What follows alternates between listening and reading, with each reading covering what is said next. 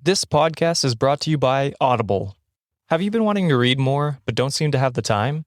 Well, with Audible, you can read your books without having to find the extra time in your busy schedule.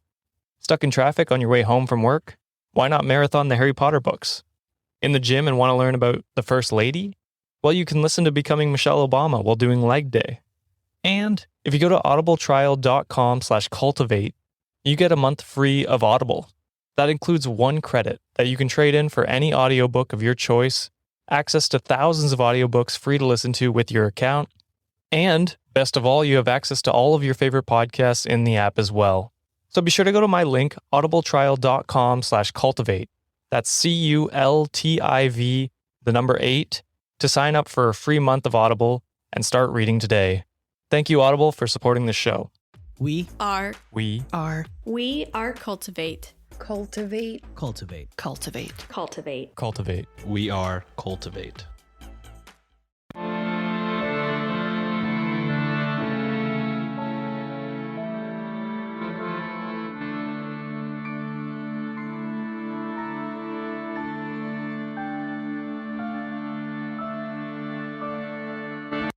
Hello and welcome to Ye Olde Crime, where we discuss the funny, strange, and obscure crimes of yesteryear. I'm your host, Lindsay Valenti, and with me is my sister and co-host, Maddie Stengel. Hello. Hi. It's been a week. It has. So, instead of doing the episode that I had originally planned, after the whole Roe v. Wade being overturned thing. Yep. The United States as a whole fulfilling its Handmaid's Tale destiny. Yep. Yeah. I spent a lot of time upset about what that meant for the future of my children. Yes. And my friends. And after crying, I got angry. So for this week's episode, I chose violence. And there will be lots of violence in today's episode. Think Game of Thrones level violence. So, like the Red Wedding? Yeah. So if you're not prepared for that, I would skip this episode. All right. Female rage. Yep. Feminine presenting rage? Yes. Red Wedding. All right. It's going to be good. Okay. This week, we are going to be discussing Queen Olga of Kyiv. Oh, okay. Okay. Tie in some Ukrainian badassery. Yep. All right. Okay. Information was pulled from the following sources. A 2022 All That's Interesting article by Genevieve Carlton. 2022 The Collector article by Deanira Morris.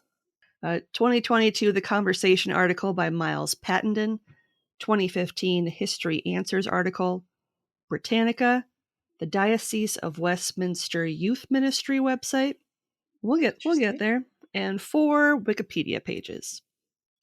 Ooh, not 1, not 2, not 3, but 4 stones. Wow. Name that movie. And links to all of these articles will be included in the show notes.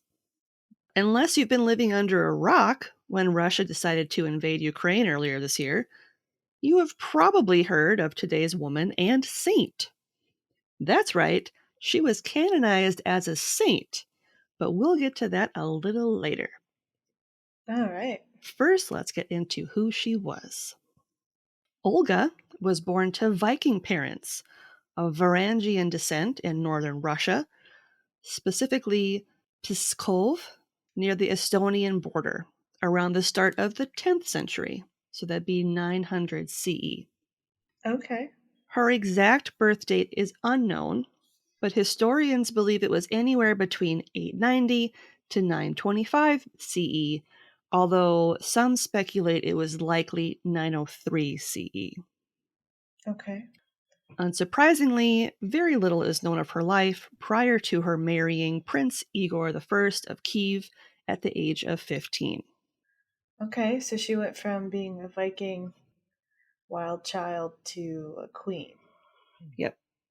So her parents Even though they were pagans, and she herself is/was pagan, they were considered a form of royalty. So she was, in fact, a princess when she married Prince Igor.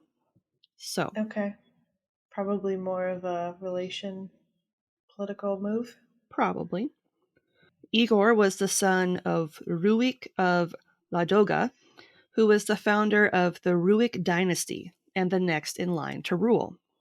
Following his father's death in 879 CE at the age of 55 to 54, the kingdom was run by Oleg of Novgorod, the Grand Prince of Kyiv, from 879 to 912 CE until Igor was able to take over the mantle.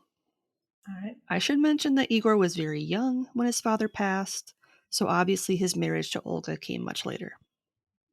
Yeah, that's good. She didn't That's marry good. an infant, so We don't like children marrying children. no. Or children marrying creepy old guys. Yeah, just children marrying. Yeah, Let's wait. Let's sit on it. let's not do that. Let's wait. During Oleg's reign, he consolidated power in the region by conquering neighboring tribes in the Dnieper cities and seized control of Kyiv from the Norse rulers of the region, making it the capital city of the newly created Kievan Rus state, what is today Ooh, Ukraine, Belarus, and Russia. So it's kind of like that pocket. that little border. Yeah. It helped Got it. that Kyiv was located in an area that was ideal for raiding Constantinople. But you can't go back to Constantinople. No, which is modern day Istanbul. Mhm. In 883 CE, Oleg had the nearby Drevlians pay tribute, and in 907 CE they took part in a military campaign with Kyiv against the Byzantine Empire. Although the assault of the Byzantine Empire may have seemed aggressive, the peace treaty that resulted was greatly beneficial to both nations through trade negotiations. Nice. Way to go. Way to go. Doing war right? Question mark. By the time that Igor was able to assume the mantle of Prince Igor I, it was only after Oleg passed away in 912 CE. Up until that point, the Kievan Rus had enjoyed a complex relationship with the Drevlians, who would regularly pay tribute to Oleg during his reign. However, Okay. upon his death, they instead paid their tribute to a local warlord, thus severing their ties as friends of the Ruik dynasty. Got it. I mean, at the time and today, you kind of go with whoever's throwing stuff the most. He who casts the first stone is the one I'm going to follow. Yeah. Well, and Sounds great. I think it's something where, because prior to Oleg taking on the mantle of king, per his, I couldn't tell if it was like his brother or his cousin that was the first king. Probably his cousin. I think because he was so well respected prior to his death that when his nephew was taking over, they're like, screw this guy. And that's kind of what happened. Yeah, I feel like that. I feel like that happened a lot. Yeah. Where, like, if you didn't establish your dominance prior to your current leader, you would lose respect pretty quick. Yeah. And I cannot be sure of anyone's ages, as very little has survived, but at some point, it's believed in 943 CE, Igor and Olga welcomed a son, Sviatoslav I Igorovich. That's a nice name. Mm-hmm. What was his nickname? Svi. Just kidding, I don't know. Phoebe. Little Svi the First. Oh, Phoebe. It is believed that Olga was around 17-ish when she gave birth to her son. So Yeah, she probably got married at like 15, 16. Yeah, they think she was married around 15. A couple years later, had her son. Yeah.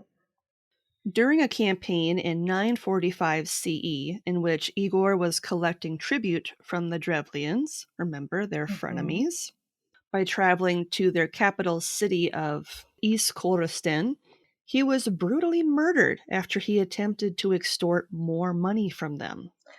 Yeah, if it's a frenemy, that's not a good idea Yeah, going into their home turf. yeah.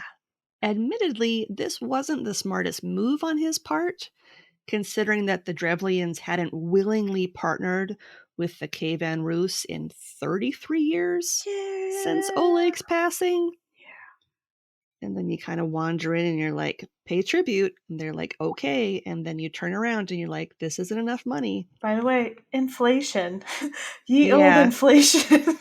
It's been 33 years, y'all. Ye old interest. So Leo the Deacon, who was a Byzantine chronicler, noted the gruesome details of his death as follows. Oh, God. Quote, they had bent down 2 birch trees to the prince's feet and tied them to his legs.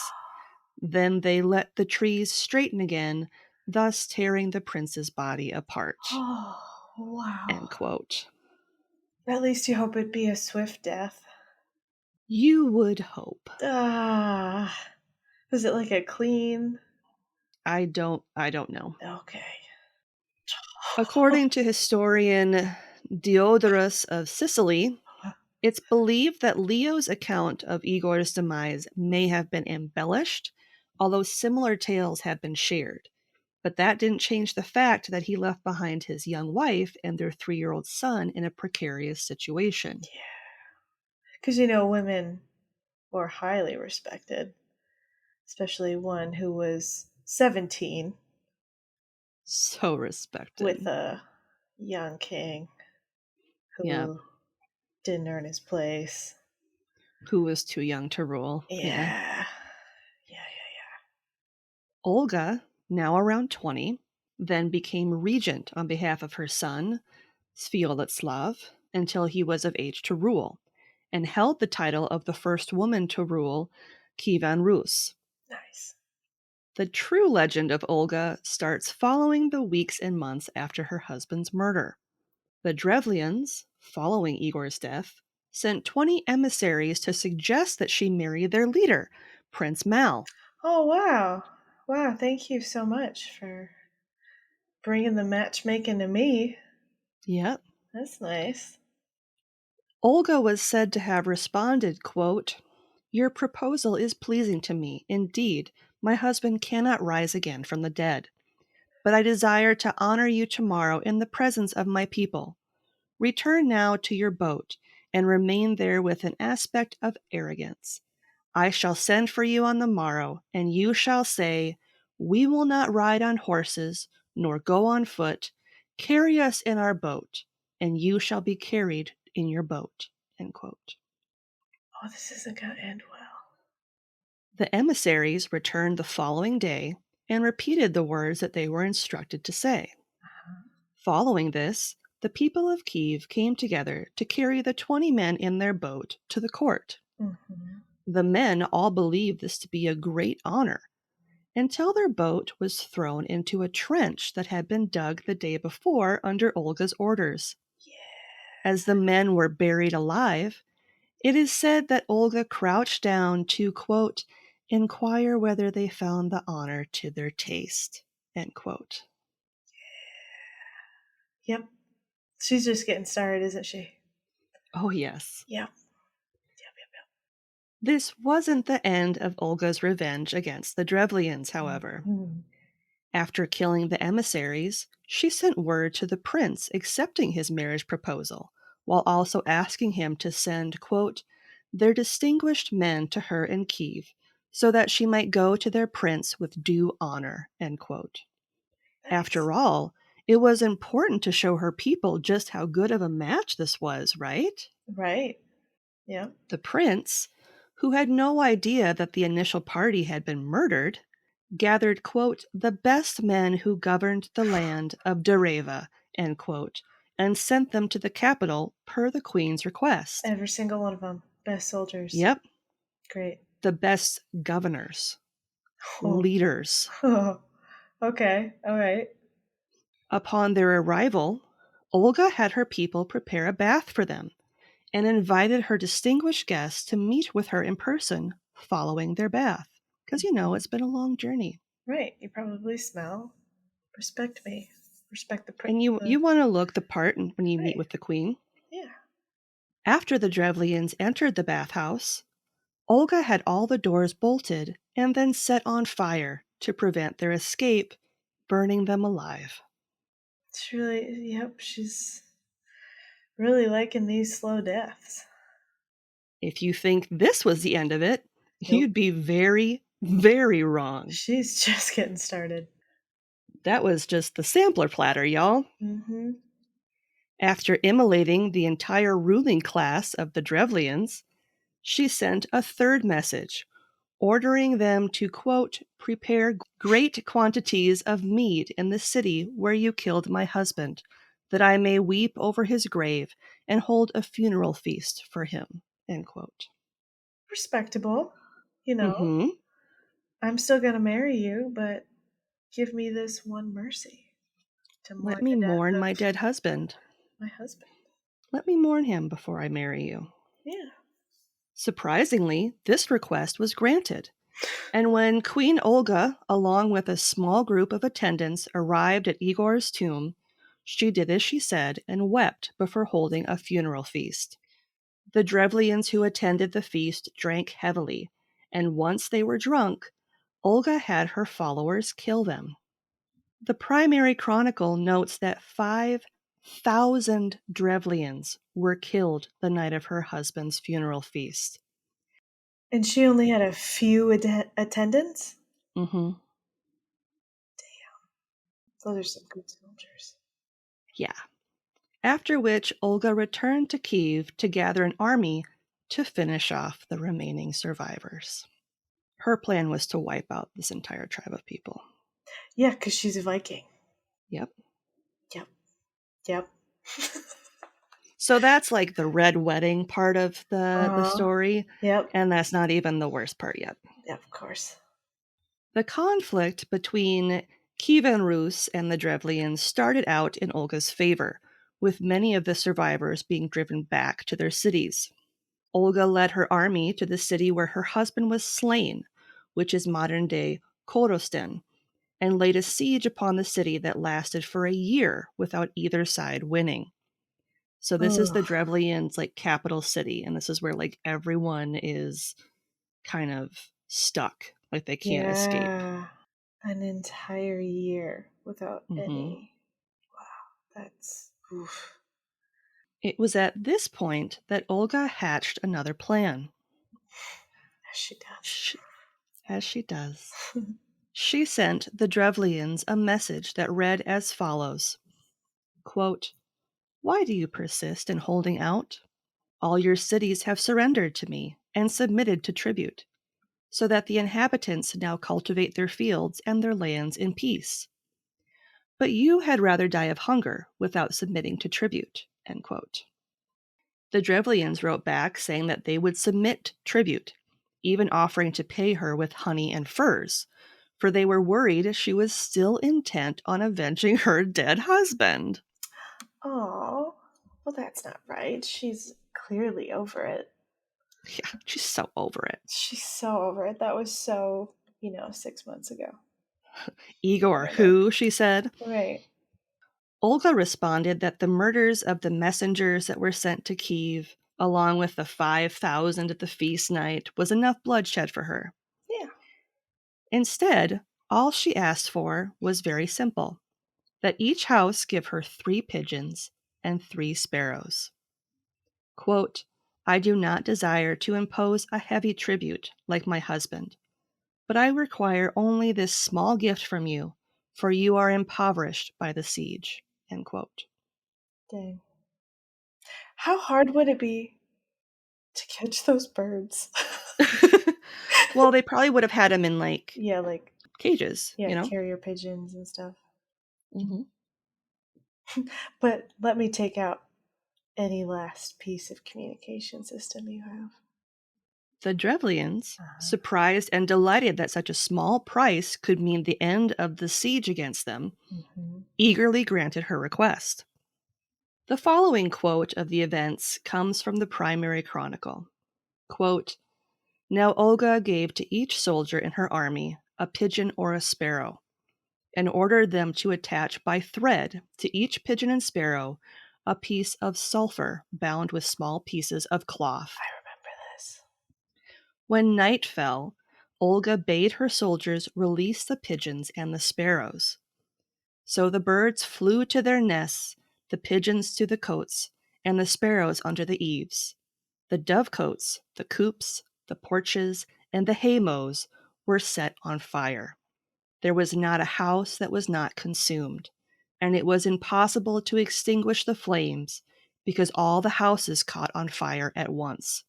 The people fled from the city, and Olga ordered her soldiers to catch them. Thus she took the city and burned it, and captured the elders of the city. Some of the other captives she killed, while some she gave to others as slaves to her followers. The remnant she left to pay tribute." End quote. I remember that. I remember hearing that piece specifically. She spent 15 years working tirelessly to destroy the Drevlians. And until her son's coronation in 964 CE at the age of 21, she ruled Kievan Rus as regent thanks to her army and the support of her people.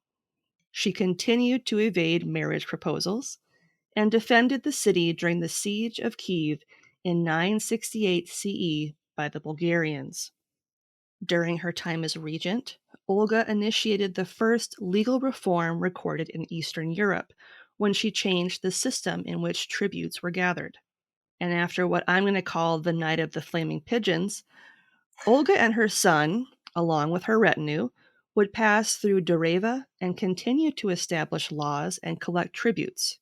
In fact, some of the trading posts and hunting reserves that she established still exist today. Nice. Olga set up hunting grounds, boundary posts, towns, and trading posts all across the empire, and the Mista and Luga rivers. Her work helped to centralize her rule over the empire with these trade centers that also served as administrative centers. This system would aid in the unification of the Rus's people, as well as help set up the national boundaries of her kingdom. Olga would continue to rule as regent even after the ascension of her son to the throne whenever he was away on one of his many military campaigns. She would reside at Vyshegorod Castle in the company of her grandson until she passed away on July 11th, 969 CE from illness. Again, it's unclear how old she was at the time of her death, but based on the numbers, it could be anywhere from 44 to 79. Dang. And most places believed it was 79. Yeah. And the following is a quote from the primary chronicle. Quote, "Sviatoslav announced to his mother and his boyars, quote, 'I do not care to remain in Kyiv, but should prefer to live in Peryatlavets on the Danube, since that is the center of my realm, where all riches are concentrated. Gold, silks, wine, and various fruits from Greece, silver and horses from Hungary and Bohemia, and from Rus's furs, wax, honey, and slaves.'" End quote. But Olga made reply, quote, "You behold me in my weakness. Why do you desire to depart from me?" End quote. For she was already in precarious health. She thus remonstrated with him and begged him first to bury her and then to go wheresoever he would. 3 days later, Olga died. Her son wept for her with great mourning, as did likewise her grandsons and all the people. They thus carried her out and buried her in her tomb.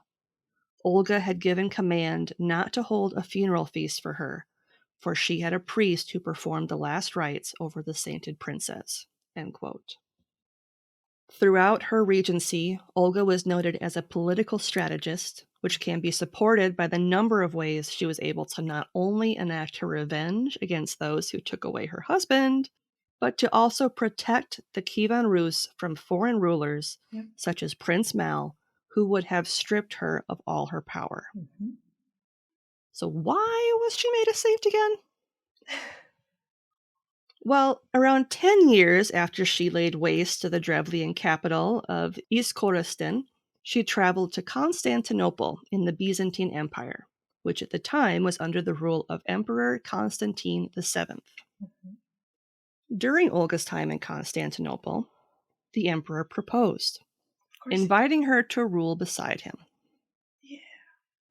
Olga stated that she couldn't marry him due to the fact that she was a pagan, so the emperor baptized her and gave her the name of Helena. It's believed that she was baptized around 957 CE, staying true to her whimsical nature. When the emperor once again proposed, Olga simply replied that since she was technically his quote-unquote daughter by faith after he baptized her, and since incestuous marriages are a sin in Christianity, she couldn't marry him. Oh, that's too bad. The emperor good-naturedly admitted that she'd bested him. Mm-hmm. So he sent her back to Kyiv with several valuable gifts, including gold, silver, and silks. Some scholars believe that when Olga set out to visit Constantinople, she converted to Christianity in an effort to maintain their trade revenue with the Byzantine Empire. Mm-hmm.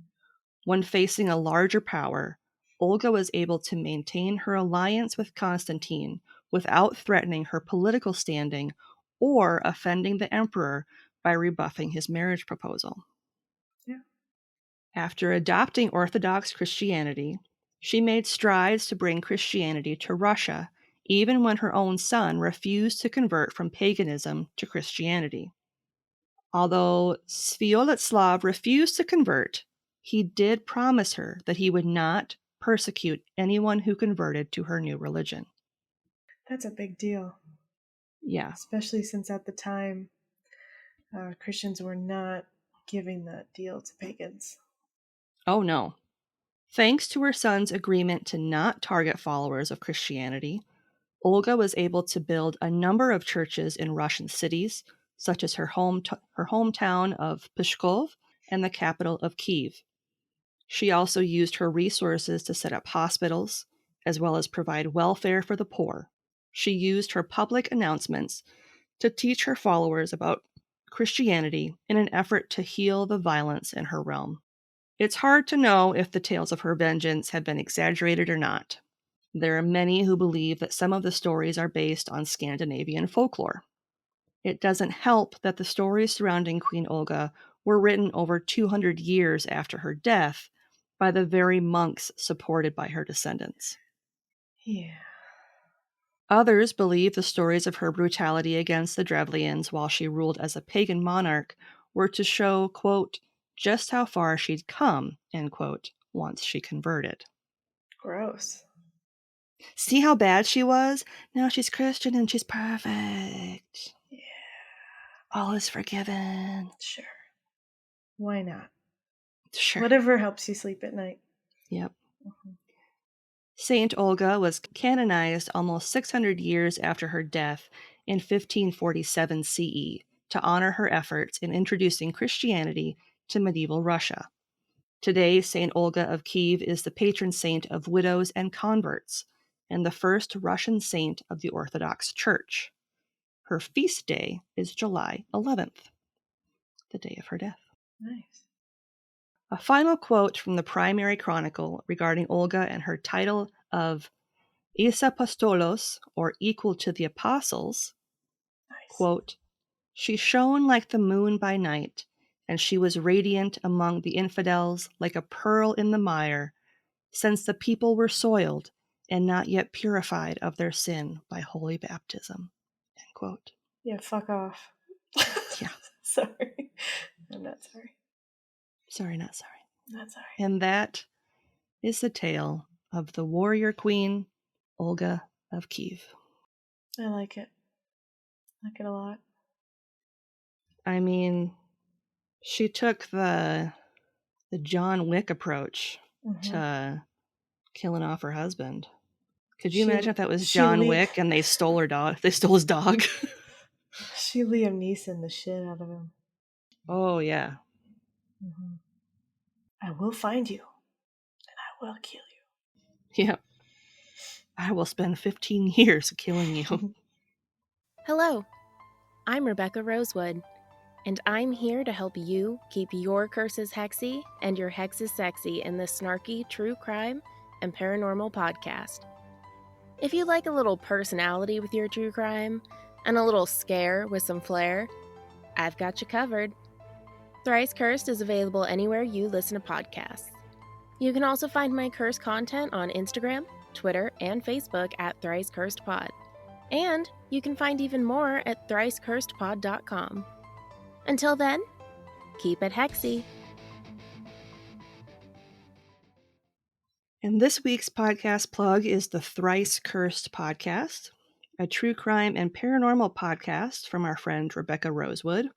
Ooh.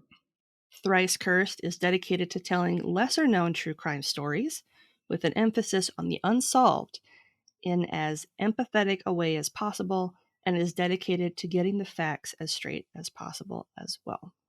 Nice. And we will have a link to her show in the show notes. And again, we have no more listener questions. Hmm. So, what is something good you'd like to share this week? Not gonna lie, it's kind of hard to think of something good, but it is important to do so. Mm-hmm. I will say that we were pet sitting for our parents this weekend, Mm-hmm. and it was very chaotic, and there wasn't a lot of sleeping, but all the animals had a good time, including the cats. 4 dogs, 4 cats, all in one house. And when we came back, my blood sugars were just insane. Mm-hmm. And I actually took a half day off work today because I just couldn't function. And so I went outside in the hammock with Willie just laying down at my feet. And I just kind of swung in the hammock like a swing for like 2 hours today. Nice. And it was just really nice.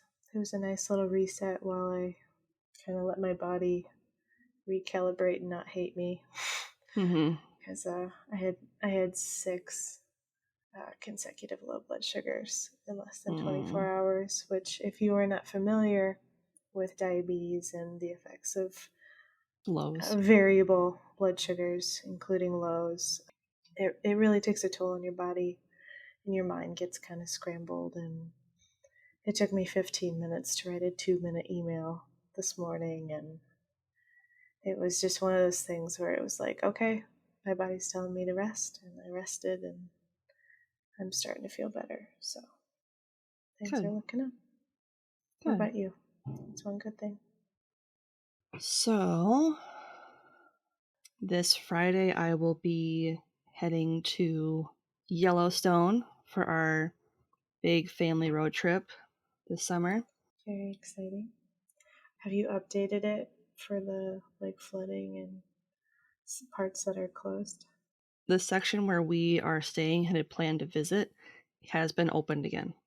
Oh, It is nice. reopened. So Okay. it's the section of the park that's by Montana that Okay. is still closed and had the bulk of the flooding. So I had been talking to the Airbnb where we're planning to stay and was like, so what's going on? Like, I was in touch with her right away after I heard there was flooding. Like, are you okay? And I was like, are you guys good? Are you still there? Safe? And she was like, yeah, we're all good. They're going to open it back up and it'll be all open by the time you get here. And I was like, cool. Nice. So Good news for them. I'm glad they weren't hit too hard. Yeah. Very excited for that. We're going to hit up do a lot of fun things on the way there and on the way back. One thing we're doing in South Dakota that I am very excited for is we are going to take a train ride. The train is from like the 1880s, and we're going to ride it around the Black Hills. Nice. So it's like a 2-hour train ride. Goes all around the Black Hills. I am pumped. Yeah. I've already purchased our tickets. You should get some leaf earrings from the Black Hills in memory of our grandmother. Black Hills Gold. Mm-hmm. Yeah, we're going to be doing a lot of fun stuff. Going to Waldrug. We're going to Douglas, which is the home of the jackalope. Yep, that sounds about right. You know what's really funny? When our parents were in Iowa this weekend, they saw the world's largest popcorn ball. Oh. Only in Iowa. Only in Iowa. Can you see the world's largest pop? I had so many questions when Dad just like dropped it on me. I was like, is it like a statue? Do they make it every year? Do they have to make it more than once a year? Like, yeah, is it like the Corn Palace where they remake it in Marshall every year, which is on our itinerary. It's on your list. Nice. We may or may not stop in Marshall, but that's awesome. Anyway, very excited for. It should be, yeah. Nice. Yeah, they redo the outside every year with the different varietals of corn. All the corns. All the maize. Oh, corns. So yeah, I'm very excited about that. We have a game plan for keeping the children from killing each other. Good luck. May the odds be ever in your favor. I know. Truly. It's too bad you can't buy chloroform anymore. But it's fine. Old whiskey fine. On the gums. Are your allergies bothering you? Take some Benadryl. So much Benadryl. That's the modern day chloroform form. Just get like Benadryl wipes and like wipe their breathe in deep, children. Deep breaths. It takes like 10 minutes. They're just like drooling in the back seat. Ah, sweet silence. This is bliss. Wipes. No, there's going to be like I won't actually drug my children. No, there's going to be a warning. There's going to be a warning if there are Benadryl wipes. Please don't put this on your child's face and tell them to breathe deeply. This isn't the 1800s. That's how our podcast becomes viral.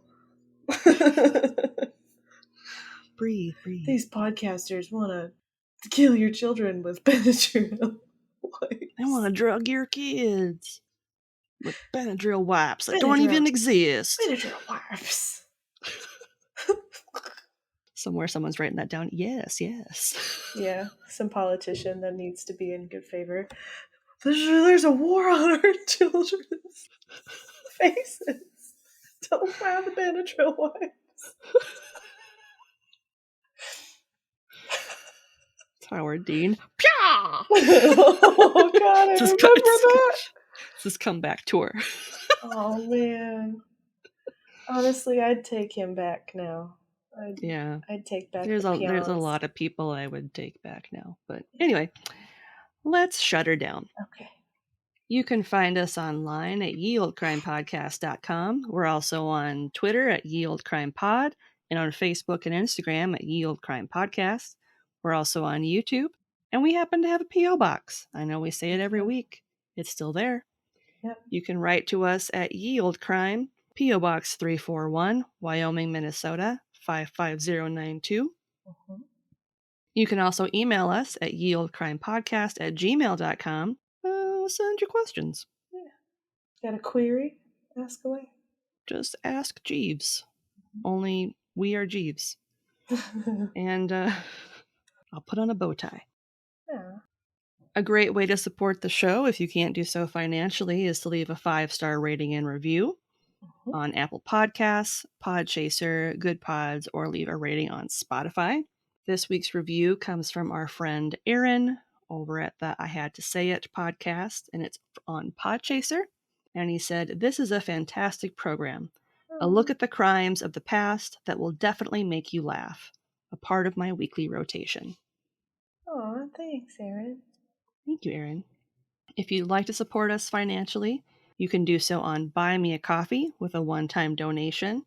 You can also join our Patreon for as low as $1 a month to get early ad-free access to all of our content. And lastly, you can support the show physically by purchasing some of our merch over at our TeePublic shop. And as a reminder, up until Thursday, so the day after this episode comes out, all proceeds from our merch sales will be donated to the Church of Prismatic Light, which is an LGBTQIA plus focused religion that values the true self. If you would like to donate to them financially on your own, you can do so by visiting prismaticlightchurch.org, and we will have a link to them in the show notes. And on that note, as always, I'm Lindsay. And I'm Madison. And we'll see you next time with another tale As Olde's crime.